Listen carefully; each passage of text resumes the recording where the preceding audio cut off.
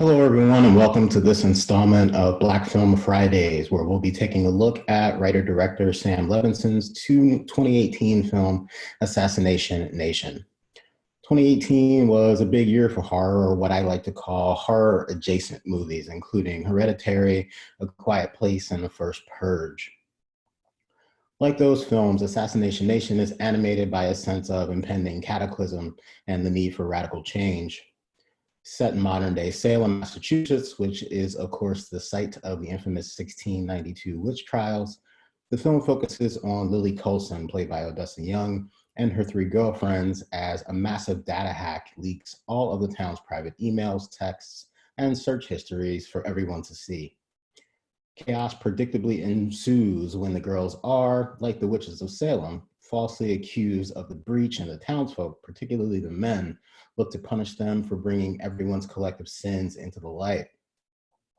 In this sense, the film draws upon Salem's real history in order to situate it as a symbolic microcosm of America in the 21st century. No one could accuse Assassination Nation of being too subtle. This film makes no attempt to hide its politics or its polemics, with Lily's voiceover operating as a kind of metatextual commentary that guides us through what is a very explicitly framed parable about the horrors of scapegoating. She even goes as far as to offer a trigger warning at the start for everything from bullying to transphobia, racism, and toxic masculinity. One could argue that in self-referential moments like this, the film is parodying the tendency within social justice discourse to reduce questions about interconnected oppression to a simple litany of causes and hollow virtue signaling that validates one's wokeness. Yet the film does evidence a very real concern about how technology and social media have intensified many cultural ills rather than lessening their impact. No matter how tired we may be of hearing about homophobia, misogyny, slut-shaming, or the male gaze, the violence born from these forces remain deathly lethal for those who are targeted by them, something our protagonists are reminded of in horrific fashion. Assassination Nation suggests that beneath the liberal veneer of tolerance and new freedoms of sexual expression lies a hateful backlash and a series of unmeetable demands for the perfectly cultivated social performance of self. And while technology may have offered us new modes of connection, it has also made us more susceptible to exposure and to attack, blurring the lines between our public and private lives, and even more dangerously, forcing us to reconcile our publicly espoused beliefs with our true desires. As Lily contends, the root of the problem in this imagined, hyper-real version of Salem, and perhaps in America writ large, is a lethal combination of righteousness and hypocrisy, of those in power erecting a world bound by rules which even they cannot truly abide. Now, given that this festival centers Black films, I'd be remiss not to address the question of how Assassination Nation fits in. After all, this film probably shares closer stylistic affinities with, say, something like Harmony Korine's Spring Breakers than it does with the other films in this series.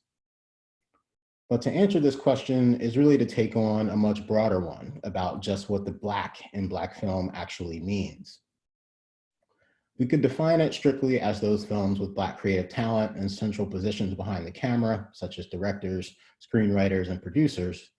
But given a long history of limited access and discriminatory practices in mainstream and even much of independent cinema, this would of course greatly limit the pool of films that we could include as Black films. Okay, so how about we say that a Black film is one that prominently features Black characters, but how many and in what kind of roles? How much screen time do they need to have for it to matter? Do non-speaking roles count? What if they die first, as they often do in horror films? And what if the only reason that the character is in the film is to serve or sacrifice themselves for white characters? On the other hand, what if a Black actor completely steals the show in a film where they were only meant to be a supporting player? You can probably see where I'm going with this. All right, then. What if we take a more abstract approach and argue that a Black film is one that puts Blackness itself front and center as an explicit and significant aspect of the story? Well, this could certainly work, but it also limits the ways that we can conceptualize Blackness in film and what Black characters are allowed to do and care about on screen. For example, a film that just happened to feature a Black character, say something like George Romero's Night of the Living Dead, would be disqualified from the Black film canon since the character wasn't originally written as Black. Still, anyone who's seen the film would be hard-pressed to ignore the way that Dwayne Jones' casting as Ben fundamentally shifts the concerns of the story and arguably makes it a much richer text. The narrow definition of Black film as only that which appears to center Blackness might also cause us to miss how Blackness often functions as what Toni Morrison called the unspeakable unspoken. That is, as a kind of absent presence that shapes and structures the narrative even when it isn't acknowledged outright. Of course, none of this is to suggest that Black film isn't a useful category of analysis or classification. I, for one, still certainly believe that it is.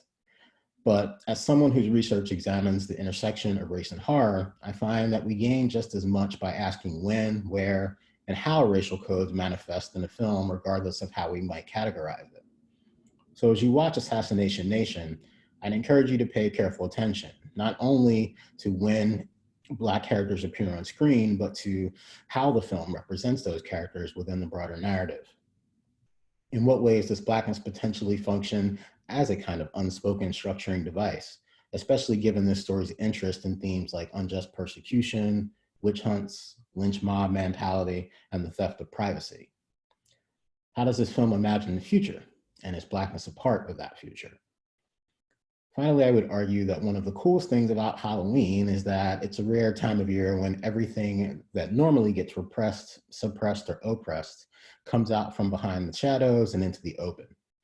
We may not always like what we see and are often terrified to discover what has been lurking just beneath the surface all this time.